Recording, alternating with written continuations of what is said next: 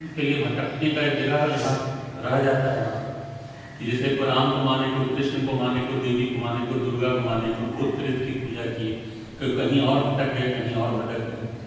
लेकिन इसमें बहुत स्पष्ट शब्दों में वेदों का भी सार और कबीर साहब की वाणियों में भी ये बात उभर के आई कि सबकी भी पूजा कर लो, लेकिन ईश्वर एक है, उसको ना भूलो। परमात्मा एक है। हम जिनकी भी पूजा कर रहे हैं कुल मिलाकर हम उसी पार ब्रह्म परमेश्वर, उसी परम सत्ता, उसी परमात्मा की पूजा करें। भिन्न भिन्न रूपों में, भिन्न आकृतियों में भटकाव नहीं होना चाहिए। इस बात को गुरु माँ बहुत अनेक उदाहरण देते इसको समझाएं।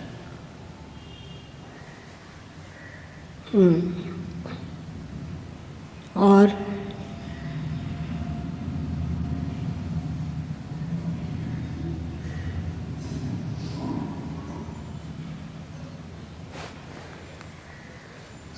अब नया क्या? अच्छा इस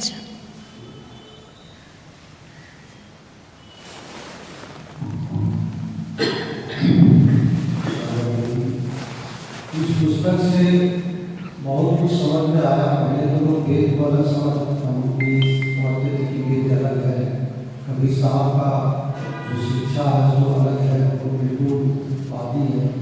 लेकिन पुस्तक में पढ़ते जो इसमें चर्चा करी है, लिखा हुआ है, उससे स्पष्ट हुआ कि जो वेद में जो ज्ञान पढ़ा हुआ है वो सरल हिंदी भाषा में या सरल भाषा में कबीर साहब के भी बातों में और उनकी शिक्षाओं में वही बात है।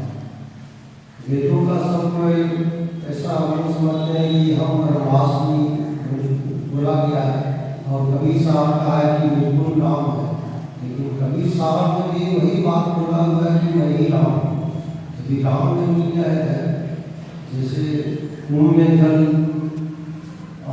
जल में कुंभ, बाहर भीतर पानी, फूटा कुंभ भी समाता है, फूटा जल जल्दी समाना जुड़ जाए। तो ये सब बातों के द्वारा जो चर्चा करी है स्पष्ट हुआ कि ब्रह्म से रहित कोई भी चीज, चाहे अक्षर हो, अचर हो, चाहे जड़ हो या चेतन हो, कोई भी चीज, चाहे एकदम छोटा से छोटा, सूक्ष्म से सूक्ष्म हो या बहुत बड़ा से बड़ा हो,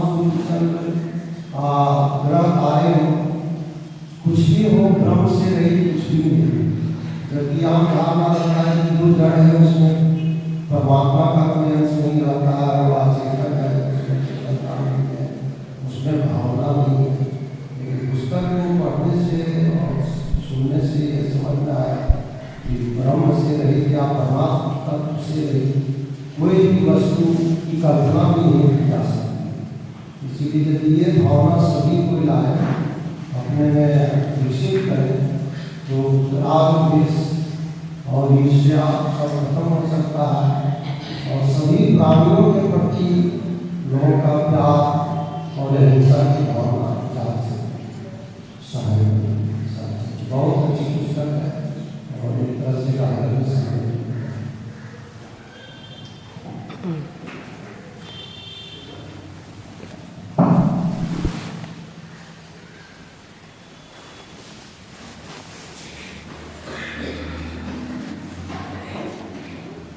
गीता।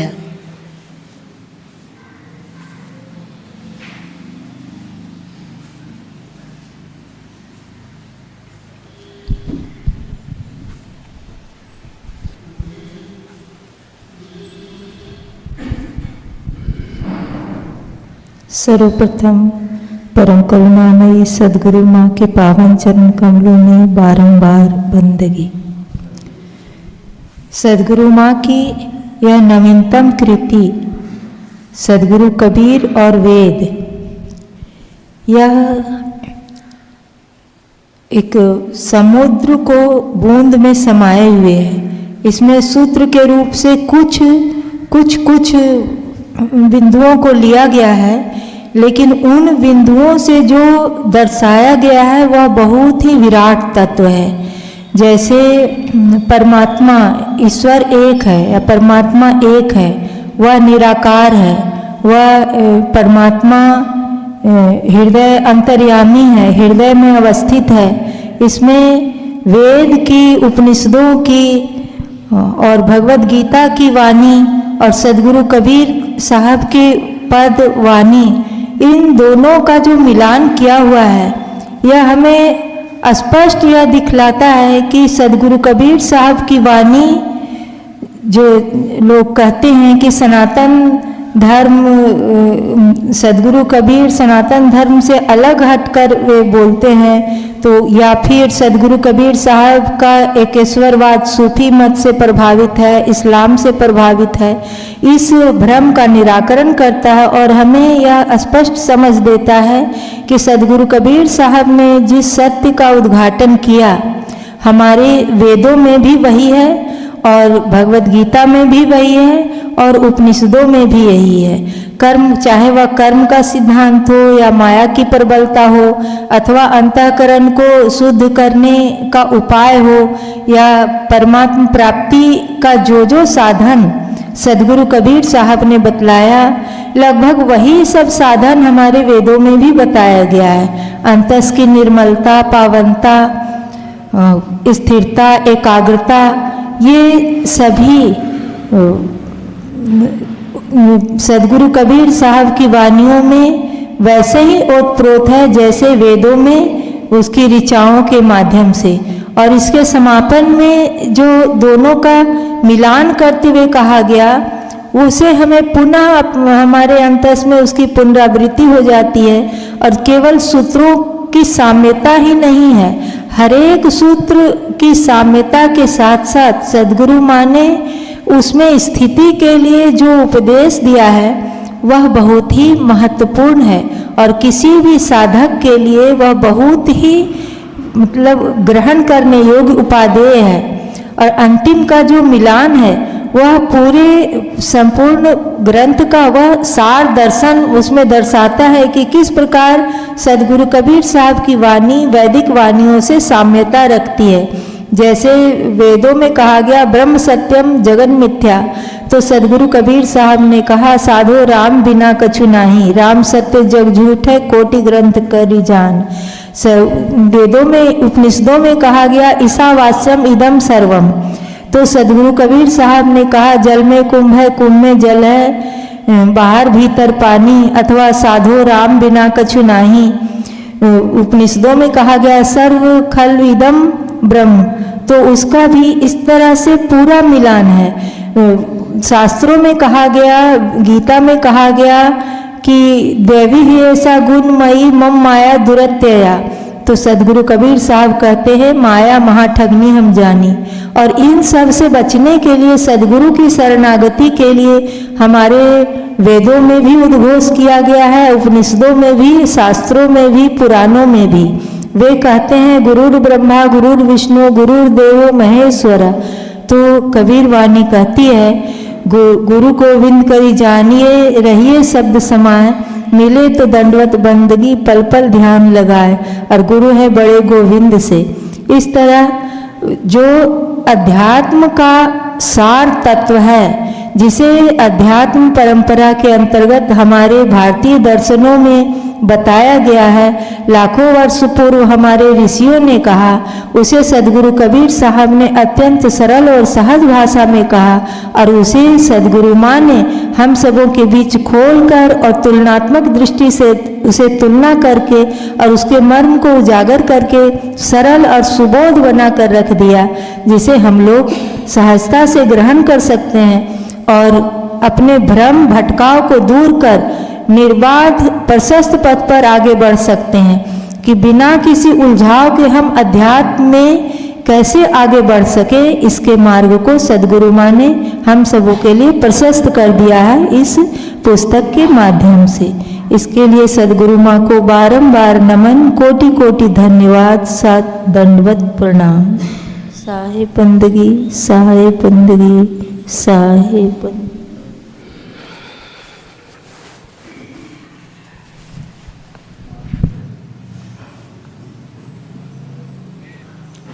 एक बात है, यदि सूक्ष्म रूप से देखा जाए तो श्री कृष्ण श्रीमद् भगवद गीता के 4 अध्याय के पहले श्लोक में कहते हैं कि सृष्टि के आदि में मैंने इसी ज्ञान को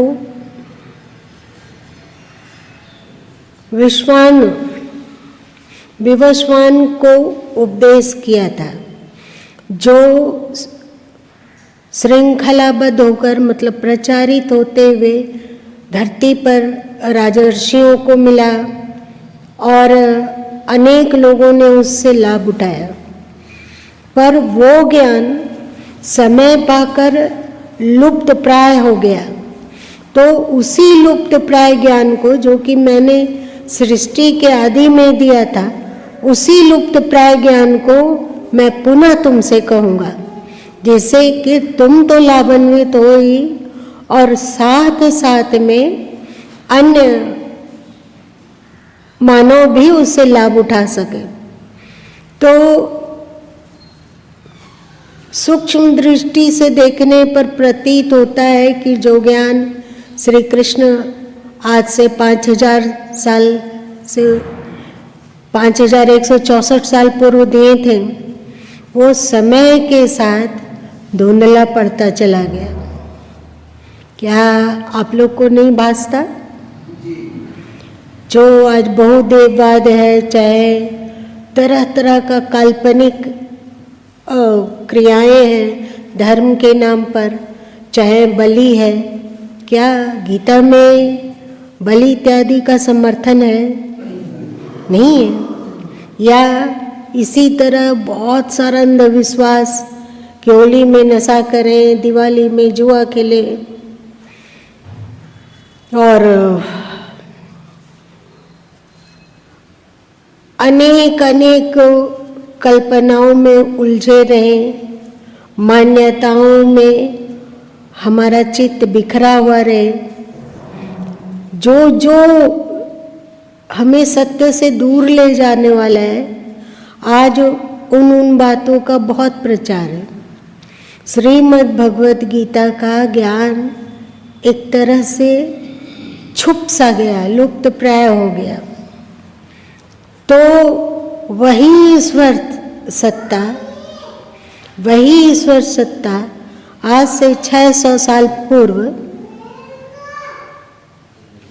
धरती पर आते हैं और वो उसी लुप्त प्राय ज्ञान को फिर से सरल भाषा में, जिसे सभी समझ सके, ऐसी भाषा में उपदेश करते हैं।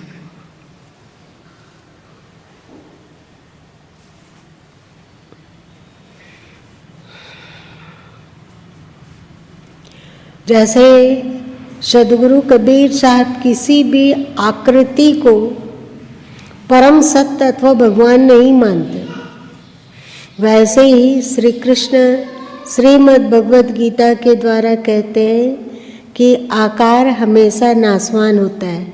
मतलब अष्टधा प्रकृति से जो कुछ भी निर्मित हुआ, अष्टधा प्रकृति मतलब क्या है? आकाश, वायु, अग्नि, जल, पृथ्वी और मन, बुद्धि, अहंकार। इसको श्री कृष्ण ने अष्टधा प्रकृति कहा। तो इस अष्टधा प्रकृति से जो भी निर्मित है अथवा प्रकृति का जो भी तत्व है वो शाश्वत नहीं है, वो अपरिवर्तनशील नहीं है। तो अब आप देख लीजिए कि मान लिया जाए इन पुष्पों में आकाश, वायु, अग्नि, जल, पृथ्वी का तो अंश है, पर मन, बुद्धि नहीं है, अहंकार नहीं है। आप लोग क्या कहते हो?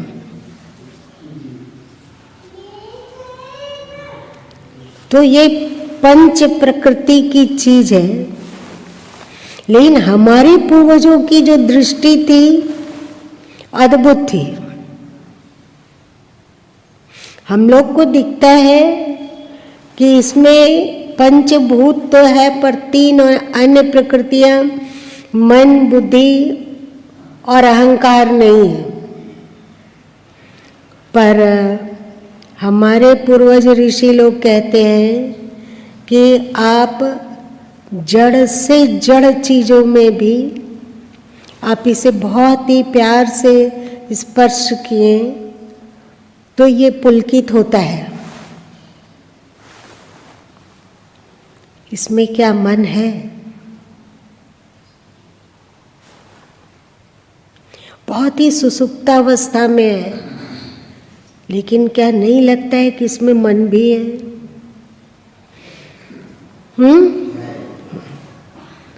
बहुत बार हम लोगों के पुराणों में आता है कि पृथ्वी प्रकट हुई और वो भगवान के पास पहुंची और त्राही त्राही करते हुए कही कि मुझ पर बोझ बढ़ रहा है, अज्ञानियों का, संसारियों का, विषयी लोगों का। तो इसका मतलब क्या होता है? क्या उसमें भी चेतनता है? क्या जब हम पृथ्वी से प्यार करते हैं तो पृथ्वी भी वो प्यार हमें रिटर्न देती है? जैसे श्री कृष्ण ने 3:4 में जो कहा कि व्यक्ति यज्ञों के द्वारा देवताओं को पुष्ट करे और देवताओं के द्वारा व्यक्ति पुष्ट हो, ऐसा है। तो अब देवता किसको कहा गया?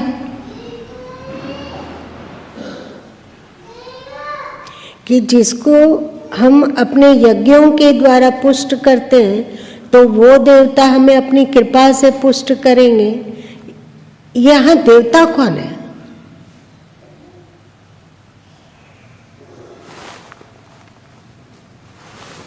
अब हम यदि अपने सुगढ़ व्यवहार से वायु देवता को पूजते हैं, सुगढ़ व्यवहार मतलब क्या?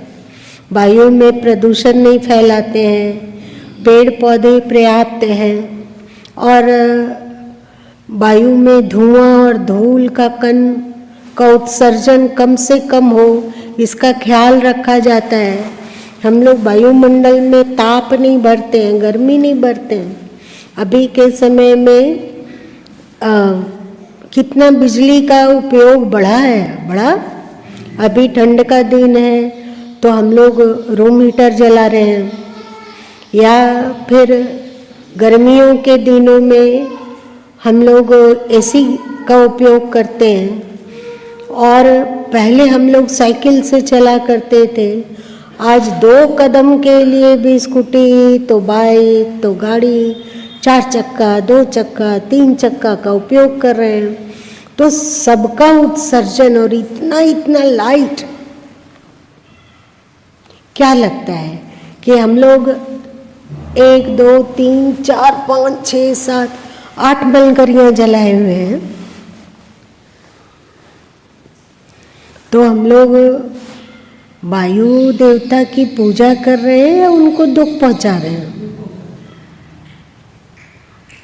तो श्री कृष्ण ने कहा कि यज्ञ से देवताओं को पुष्ट करो, मतलब अपने सदकर्म से, उत्तम कर्म से। ये जो देव समुदाय है, देवता किसको कहा जाता है? जो हमें देता है। आकाश रिक्तता देता है जहाँ पे हम लोग रह पाते हैं, है ना। अब आकाश रिक्तता देता है, इसलिए आकाश देवता है। वायु हम लोगों को जीवित रखता है, श्वास देता है। और इतना ये पेड़ पौधे हैं, वो सब के सब आकाश और वायु के अभाव में क्या संभव है? तो ये वायु तत्व हमें बहुत कुछ देते हैं। तो क्या हम इस वायु देवता को अपने यज्ञार्थ कर्मों से पुष्ट करते हैं क्या? करते हैं क्या? अग्नि है तो अग्नि देवता है माना गया। बचपन में गुरु माँ देखते थे कि माँ लोग कुछ भी चावल वगैरह बनाई या कुछ करती थी तो उसका ढक्कन खोलती थी और 4 दाना लेके उसे चूल्हा में डाल देती थी। और बहुत आश्चर्य से गुरु माँ देखते थे कि ये हो क्या रहा है, 4 दाना चावल चूल्हा में डालने की क्या बात है, आवश्यकता क्या है। तो नहीं, अग्नि के कारण हम उपकृत होते हैं, तो सबसे पहला अन्न अग्नि देवता को, तो अग्नि को देवता माना गया। अब इस अग्नि देवता को हम अपने यज्ञों से पुष्ट करते हैं या इसको धूमिल करते हैं, ये तो हम लोग सोचेंगे। जिसके जलाने से कार्बन डाइऑक्साइड का बहुत अधिक उत्सर्जन होता हो, अथवा जिसके जलाने से बहुत अधिक धुआं निकलता हो, अथवा जिसके जो इतना ज्वलनशील है कि हमारे वातावरण के सूक्ष्म जो लाभदायी बैक्टीरिया है उसे मार देता हो, तो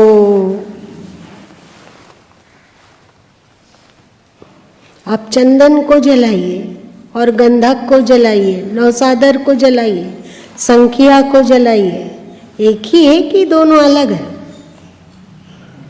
मिर्ची को जलाइए, लाल लाल मिर्च जिससे कि नजर उतारा जाता है।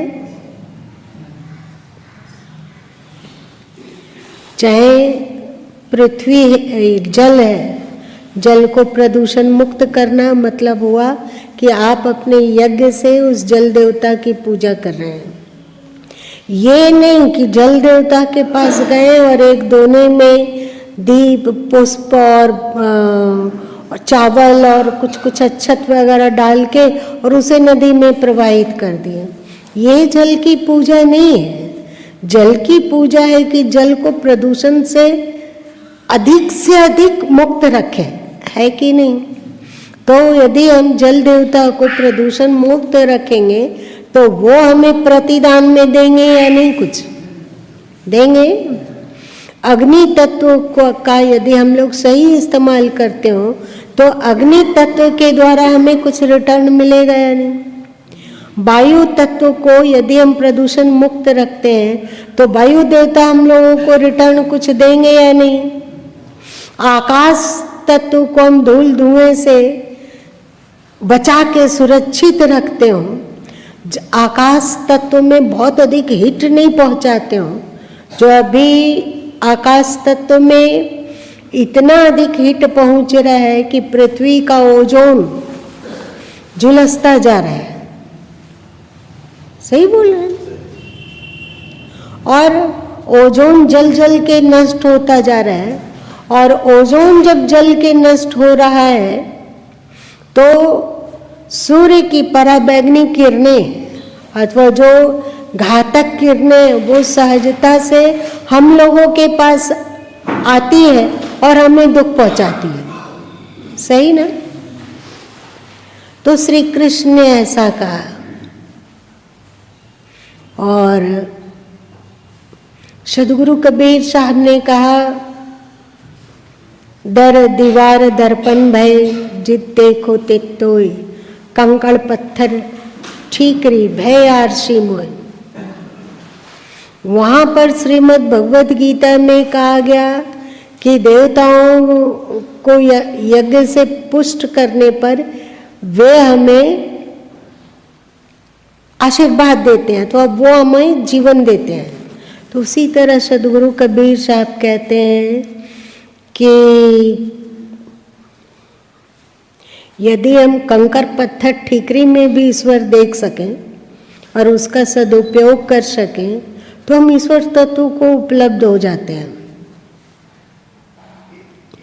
बहुत ही सूक्ष्म दृष्टि से देखने पर, बहुत ही विवेक पूर्वक देखने पर अथवा होश पूर्वक देखने पर ऐसा प्रतीत होता है कि जो सृष्टि के आदि में ईश्वर ने, परमात्मा ने जो ज्ञान ऋषियों को दिया था वो ज्ञान धीरे धीरे लुप्त प्राय होने लगा।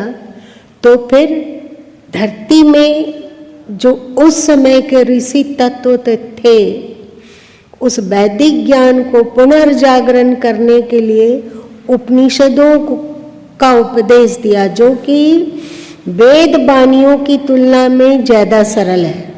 उसको समझना वेद वाणियों को समझने की तुलना में ज़्यादा सरल है या नहीं? अब उपनिषदों में जो ज्ञान था वो बहुत दिनों तक प्रकाशित हुआ और मानव समाज को मार्ग दिखलाता रहा, पर बहुत काल के बाद उपनिषदीय ज्ञान भी सने सने लुप्त होता गया। तब श्री कृष्ण उस उपनिषदीय ज्ञान को श्रीमद् भगवत गीता के द्वारा फिर से धरती पर प्रचार प्रसार किए और लोगों को जीने का सही तरीका दिखाया। ठीक है, परंतु उपनिषदीय ज्ञान वैदिक ज्ञान की तुलना में उपनिषदों को समझना ज़्यादा सरल है और उपनिषदों के ज्ञान को समझने की तुलना में श्रीमद् भगवत गीता के ज्ञान को समझना ज़्यादा सरल है। तदुपरांत जब श्रीमद् भगवत गीता का उपदेश हुए 5000 वर्ष से पूर्व ज़्यादा हो गया, तो धीरे धीरे फिर से पृथ्वी पर गीता का ज्ञान लुप्त सा हो गया। श्रीमद् भगवत गीता क्या बच गई कि उसका हम पाठ कर लेते हैं, उसका स्वाध्याय करते हैं, उस पर हम उपदेश करते हैं, सुनते हैं और उसे सुनाते हैं, कहते हैं और कहलवाते हैं। गीता का ज्ञान यहीं रह गया और गीता का ज्ञान धीरे धीरे धीरे करके उनका जो कर्म करने का सिद्धांत, उनका जो अध्यात्म में अग्रसर होने का सिद्धांत, उनका जो जीवन जीने का सिद्धांत, ऐसा जीवन कि जीवन जीते हुए भी, कर्म करते हुए भी, कर्तव्यों में भली भांति प्रवृत्त होते हुए भी हम असंग रह सके और बंधन से मुक्त हो सके। वे ऐसी विधा सिखलाएं जिसमें हम भौतिक जिम्मेवारियों को निभाते हुए भी अपने आत्म तत्व के स्पर्श को बढ़िया से भली भांति अनुभव कर पाए। मतलब आत्म तत्व का बोध, ज्ञान और स्थिति भली भांति रह सके, इसका उपदेश श्री कृष्ण ने श्रीमद् भगवत गीता में किया। पर वो ज्ञान 5000 वर्ष होते होते धूमिल पड़ने लगा। मतलब वो ज्ञान धीरे धीरे लुप्त होने लगा। अब लोग फिर से मनमाना कर्म करते, निष्कामता खो गया। अब देवता की भी पूजा करना है, कहीं मंदिर भी जाना है, तो बिना कुछ मांगे ऐसा तो हो नहीं सकता है। कुछ भी कर रहे हैं तो उसमें हमारी कामना है, और जिस कार्य से हमारी कामना पूर्ति ना हो उस कार्य को हम करेंगे ही नहीं। जैसे एक उदाहरण के लिए ले लो कि हिंदू समाज में दुर्भाग्यवश वेद, उपनिषद और गीता के विरुद्ध आसुरी प्रचलन चला, जिसको कि आप बलि प्रथा कहते हो, और आप कहते हो कि ये पीढ़ियों से चली आ रही है, इसे कैसे छोड़ा जा सकता है, सही ना? लेकिन ये बलि जो कि आप देवी देवता के नाम पे देते हैं, और एक सूर्याही पूजा होता है बहुत भयानक, जहाँ पे छठ में भी सूर्य की पूजा होती है, कितना सात्विक है। और सूर्याही पूजा, ओ सूर्य भगवान भी कोसते होंगे कि ये लोग भक्त है कि आफत है। भला सूर्य के नाम पे कितने जीव जंतुओं को काट के ढेर कर दिया जाता है। यदि उन लोगों से कहा जाए कि आप बलि दो, परंतु उसको तुम्हें खाना नहीं है, उसे जंगल में ले जाके, जहाँ पर पशु पक्षी रहते हो, जहाँ चिड़िया खाना जहाँ है, जहाँ शेर इत्यादि रहता है, मांसाहारी भालू रहते हैं, चीता है या बाघ है या भेड़िए रहते हैं अथवा लोमड़ी रहती है जो मांस को खाते हैं, वहाँ ले जाके पहुँचा दो।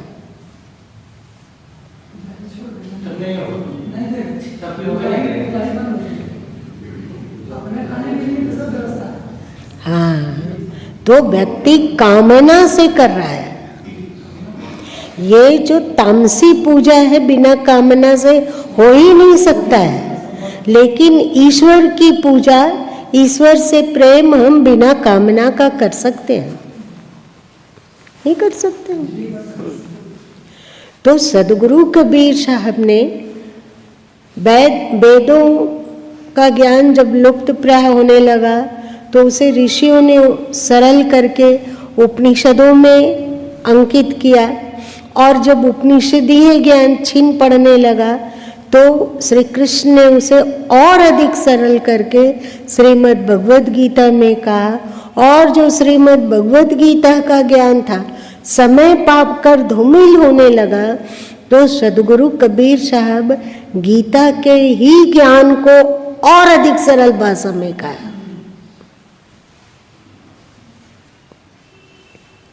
लुप्त प्राय ये जो ज्ञान है वो अविनाशी है। ऐसा नहीं हो सकता है कि सृष्टि के आदि में कुछ और चीज सत्य था, उपनिषद काल में कुछ और सत्य था, और गीता काल में कुछ और सत्य था, और कबीर काल में कुछ और सत्य था। ऐसा नहीं है, सत्य एक ही है। जब सत्य का ज्ञान धुंधला पड़ने लग जाता है तो ईश्वरीय अवतार का हो या ईश्वर किसी संत महापुरुष का माध्यम लेकर उसी शाश्वत सनातन ज्ञान का उस समय के चलती भाषा में सरल से सरल शब्दों में कहते हैं। हम लोगों का दिमाग भले ही कंप्यूटर में चलता हो और चांद में पहुंचता हो या मंगल में उतरने की कोशिश करता हो, मोटा मोटी चीज तो हम लोगों की बुद्धि अभी ग्रहण कर पा रही है, पर सूक्ष्म ज्ञान और सूक्ष्म अध्यात्म जो आपके वेदों में है, उपनिषदों में है, गीता में है, कबीर वाणियों में है, ऐसी ऐसी उलटवासियां, दिमाग चकरा जाता है। तो उसको हम लोग समझने में असक्षम होते जाते हैं, हम लोग की बुद्धि मोटी होती जा रही है। क्या आप लोग को लगता है, क्या आप आज से गुरु माँ को याद है कि बचपन में जब बच्चा क्लास में अथवा पहली क्लास में पढ़ते थे तो हम लोगों को रटा रटा के 30 तक का पहाड़ा, 40 तक का पहाड़ा, 50 तक, 70 का पहाड़ा और 72 का पहाड़ा रटो और सुनाओ। आज आप लोग का कैलकुलेटर है तो आपकी बुद्धि थोड़ी जोड़ घटाव करने में, गुना भाग करने में थोड़ी कम हुई, कम हो। हमारी बुद्धि स्थूल होती जा रही है। अब है कि हम लोग रसोई खड़ा खड़ा बना रहे हैं और हम बहुत हैं, पर हमारा पैर जवाब दे रहा है। अब नीचे बैठना बिल्कुल हाय हाय मचा देता है पैर, वो और स्थूल बन गया, मतलब कम शक्तिशाली हो गया। और जब से कमोड आया रहा सा पैर भी गया। चाहे हम लोग फिल्टर का पानी पीने लगे, कुआं का पानी छोड़े, तो जो मिनरल, खनिज इत्यादि हम लोग के शरीर में बहुत सारा चला जाता था वो भी गया। तो इस तरह कहा जा सकता है कि आज से 25 साल पहले बच्चे लोग दौड़ते थे, भागते थे, खेलते थे, कबड्डी खेलते थे, एक दूसरे को पटकते थे, हाथ पैर जल्दी नहीं टूटता था। और आज ऐसा हो गया कि एक सीढ़ी 2 सीढ़ी से भी लुढ़कने पर हाथ पैर टूट जाते हैं। मतलब हम लोग का शरीर भी कमजोर, पहले की तुलना में कमजोर हुआ है। आज ऐसे 10 तरह का इनर पहने, फिर स्वेटर पहने, फिर जैकेट पहने, फिर गुलेबंद बांधे, फिर ऊपर से एक शॉल लपेट लिए तो भी थर थर कपते हैं। और हमारे पूर्वज लोग अजीब है, श्री राम को कौन सी चीज की कमी थी जो केवल धोती पहने हुए और ढेर सारा ज्वेलरी पहने और एक बड़ा सा कीमती दुपट्टा अपने कंधे पे झुलाए हुए। ऐसा आज तक तस्वीर नहीं देखी कि ठंड के दिन में राम ने कौन कौन सा स्वेटर, कौन कौन सा जैकेट, कौन कौन सा क्या क्या पहना, ऐसा नहीं। और एक बात है, हमारे ऋषि लोग हिमालय के बर्फ से ढके कंदराओं में भी मजे से रह लेते थे। तो हम लोगों का शरीर कमजोर होता जा रहा है, हम लोगों की बुद्धि स्थूल होती जा रही है।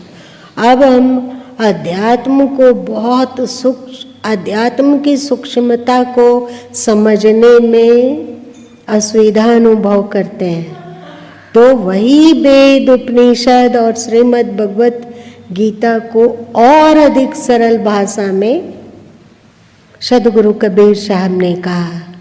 एक तरह से ईश्वर ने ही कहा, अथवा कबीर का आधार लेकर, कबीर की आकृति का आधार लेकर ईश्वर ही उपदेश करते हैं। इसलिए चाहे वेद बानी हो, चाहे उपनिषद की बानी हो, चाहे गीता की बानी हो, चाहे कबीर की बानी हो, एक है।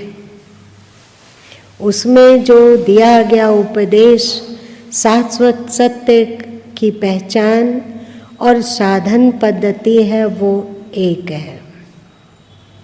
इसमें हम नहीं कह सकते हैं कि जो वेदों का उपदेश करने वाला ईश्वर की तुलना में उपनिषदों का उपदेश करने वाला ईश्वर कमजोर था, अथवा उपनिषदों का उपदेश करने वाला ईश्वर की तुलना में गीता का उपदेश करने वाला ईश्वर कमजोर था, अथवा गीता की तुलना में भी और अधिक सरल भाषा में बीजक, साखी इत्यादि में उपदेश करने वाला ईश्वर और उससे छोटा है, ऐसा नहीं कहा जा सकता। आप मेरी बात भाषा को समझ रहे हो या बोर हो रहे हो?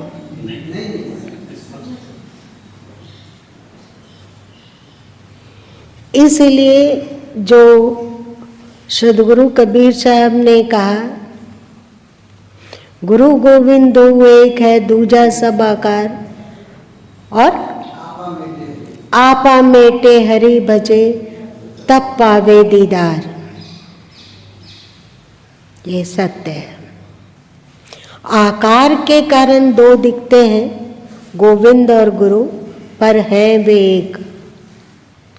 यदि हम अपने मनोमुक्ता, मान्यता और अहंग को छोड़कर उनका भजन करते हैं तो हम इस तथ्य को स्पष्ट रूप से साक्षात्कार कर सकते हैं। ऐसा सदगुरु कबीर साहब कहते हैं। गुरु गोविंद दो एक है, दूजा सब आकार, और आपा मेटे हरि भजे तब पावे दीदार। तो हम इस रहस्य को, इस सत्य का साक्षात्कार कर पाएंगे कि आकार में भिन्नता है, पर हमारे गुरु गोविंद ही है। आज इतना ही रहने दो, बहुत अधिक हो गया।